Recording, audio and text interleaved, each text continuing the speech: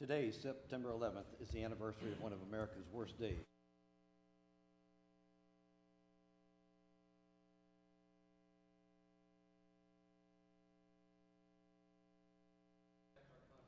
Secretary Warner, your microphone may not be on. We can hear you, but I know those listening at home may not.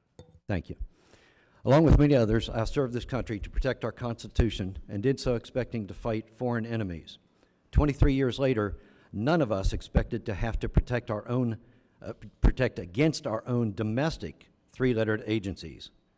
The worst election interference in American history was done in 2020 by 51 so-called intelligence experts who conducted a psychological operation against America to cause us to believe that the Hunter Biden laptop was Russian disinformation. It was a lie, and they knew it was a lie. Former CIA Deputy Director Mike Morrell admitted under oath that he organized the letter to help Biden and to hurt Trump. The signers wanted to give Biden a talking point, and Biden cited that letter in his debate with Trump shortly before the 2020 election. Some signers were on CIA payroll as contractors, and a number used their CIA credentials in their signature blocks. Today's hearing is about restoring election confidence, and the first step to solving a problem is to admit there is one. A number of U.S. government institutions need to publicly admit the enormity of improperly influencing a presidential election before confidence can be restored. Repeatedly, I have asked the FBI, NAS, and CISA officials to publicly acknowledge the insidious actions, but to date, they have refused. The 51 should apologize for lying, for illegally conducting a PSYOP inside the United States, and indelibly tarnishing the CIA's reputation. Their security clearances should be pulled, and they should never hold a position in government again. Then, shame on the FBI for not timely exposing the lie and then telling social media to suppress the story. Mark Zuckerberg now admits that he shouldn't have listened to the FBI, but he also interfered with the election by laundering nearly 400 million Zuck bucks through local entities and using algorithms that favored one side over the other. Until these agencies acknowledge culpability, their actions are purposeful diversions that continue to erode confidence in our elections. Votes outside the law, that is, votes that enter the system through methods not approved by a state legislature, are what Americans should be discussing. Examples include ballots that arrive 3 days after polls close, that arrive via unauthorized harvesting.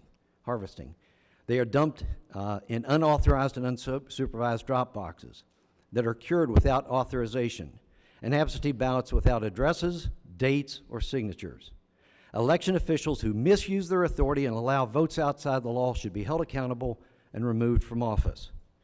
We should develop remedies to votes outside the law. First, who should be punished? The voter by not counting their vote, or election officials and canvassers who allow and count the votes? And then second, what should be the remedy? A civil fine or a criminal indictment? Rather than tackling these tough issues, these agencies divert attention by holding worthless briefings, out-of-date tabletop exercises, advocating voting by mail, hyping domestic terrorism, and overplaying threats to election officials. National election confidence can be improved by doing what West Virginia has done: clean voter registration lists. We have removed 400,000 names and put on 350,000 live voters. Implement voter ID, cross-reference citizenship data with DMV, require approved reasons for voting absentee. Look for and pursue election fraud. West Virginia has pioneered See Something, Text Something, making every citizen with an iPhone an extension of our investigation team. We don't vote by mail, we don't use drop boxes, and we don't accept votes outside the law, and we don't harvest ballots illegally. Simply put, we obey election law. When one state doesn't obey its own laws, other states should have standing to bring suit and require only legal ballots by legal voters be counted. What happens in one state affects all states when electors are sent to the Electoral College. Meanwhile, West Virginia has called on President Biden to rescind EO 14019, and I have repeatedly called for repeal of the NVRA. More common sense. Disallow election-related ephemeral messaging by social media, and when their algorithms favor one candidate over another, that should trigger reporting of a contribution in kind. Don't let consent decrees override state election law. Require proof of citizenship, and pass the SAVE Act. Just as we have restored voter confidence in West Virginia, we can do so nationally by injecting common sense into election integrity. Thank you for letting me testify on West Virginia's successes, and I stand ready for your questions.